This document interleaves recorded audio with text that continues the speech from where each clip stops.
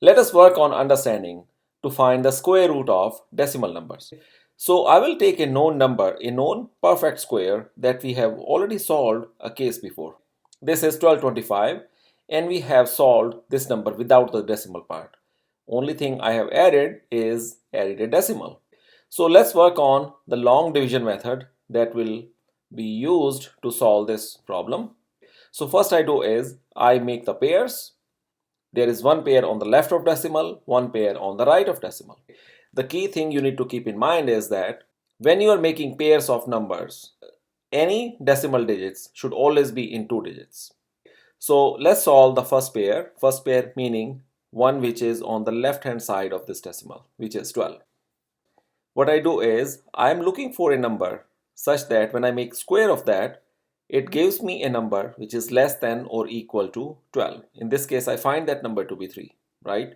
Because when you do 3 square, you get 9 and 9 is less than 12, right? So that part is done.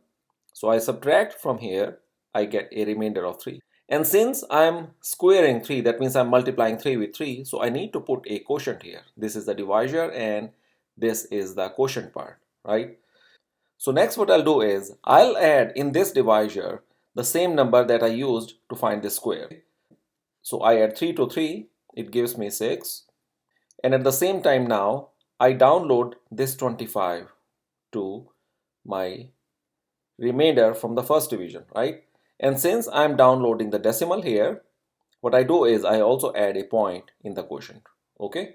So now you have a 6 here and 325 in the dividend.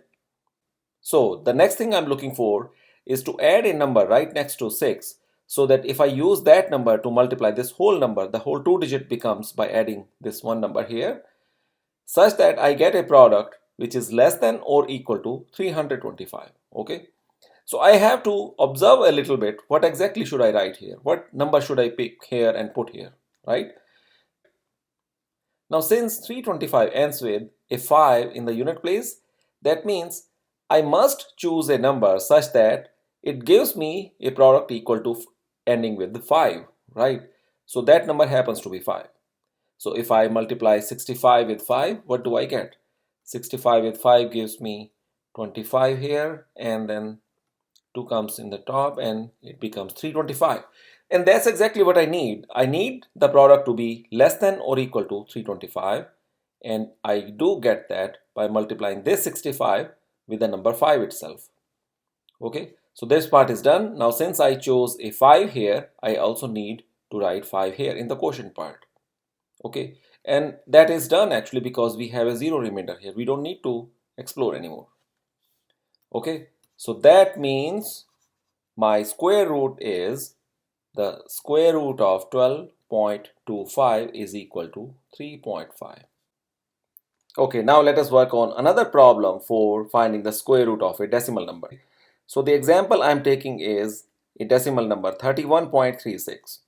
So once again, there are two parts. Part 1 is on the left of decimal, one pair, and part 2 is on the right of decimal. That's the second pair. So for this solution, we will follow the long division method. First, I need to look for a number such that when I square, the product of that square should be less than or equal to 31. So the most obvious choice at this moment will be 5, because when you do the 5 square or you multiply 5 with 5, you get 25, and you subtract and you get a 6, right? So this is part 1. So the next step is I need to add the same number that I just recently used to find this square, and the number I used is 5, so I'm going to add another 5 to it, or identical number to it. This gives me 10 on the divisor side, and then I download this 36 from the dividend side. It is 636 now, right?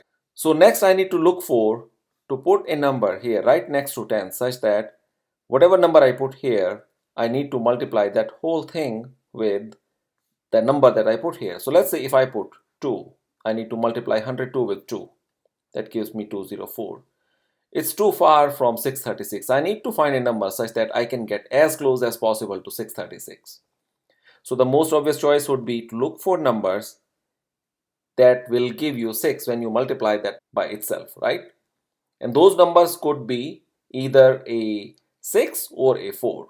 Okay, so start with 4. If I put 4 here, it becomes 104. I need to multiply with 4 and I get 416. Not a valid choice. So this can't be 4. That means it has to be 6. There is no other option, right? If it has to be 6, then I put 6 here, and then 106 times 6 itself, it will give you 636 here. And bingo, there you go.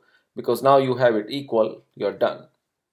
And since I added a 6 here, I also need to add a 6 here, and this decimal comes because I downloaded this 36, which is in the decimal digits. So I should have added a decimal right from the beginning itself. The moment I downloaded the first decimal pair. At that moment, you put a decimal in the quotient. So the bottom line, square root of 31.36 is equal to 5.6, identified using the long division method.